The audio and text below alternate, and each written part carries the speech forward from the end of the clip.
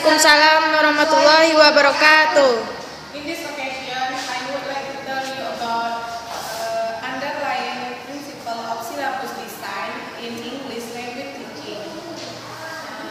To design a syllabus is to decide what gets taught and in what order. For this reason, the theory of language explicit or implicit underlying the language teaching method will play a major role in determining what syllabus is adopted. Theory of learning also plays an important part in determining the kind of syllabus used. For example, a syllabus based on the theory of learning proposed by Cognitive Code teaching would emphasize language forms and whatever explicit descriptive knowledge about those from what's presently available. The first types of syllabus design and its underlying theory.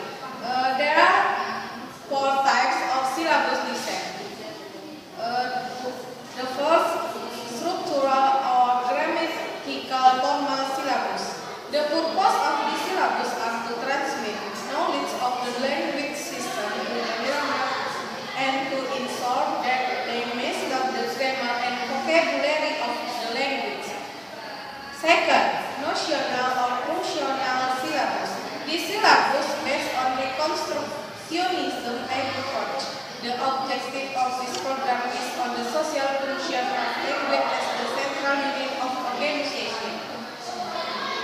The third, situational syllabus. The model is concerned with learners who are responsible for their own learning. Learners are seen as active participants who know their own learning. The situation usually involves several participants who are engaged in some activity in a specific setting.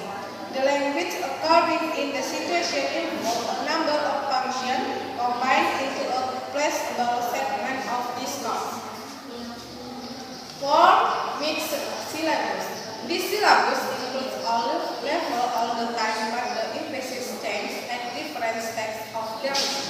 It consists three components, such as the structural, functional, and experimental.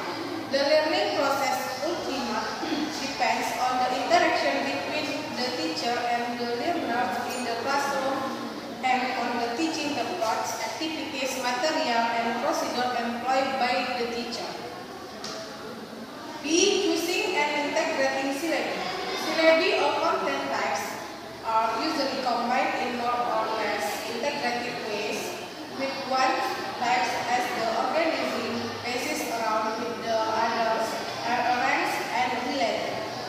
In discussing syllabus choice and design, it should be kept in mind that the issue is not which type to choose, but which types and how to relate them to each other. C. Practical guidelines to syllabus choice and design. Is this clear that no single type of content is appropriate for all teaching settings, and the needs and conditions of each setting are so idiosyncratic that specific recommendations for combination are not possible. In addition, the process of designing and implementing an actual syllabus warrants a separate volume. Several books are available that address the process of syllabus design and implementation, but practically and theoretically. D. Practical guidelines to syllabus choice and design. There are 10 steps in preparing a practical language teaching syllabus. The first, determine to the extent possible what outcomes are desired for the student in the instructional program.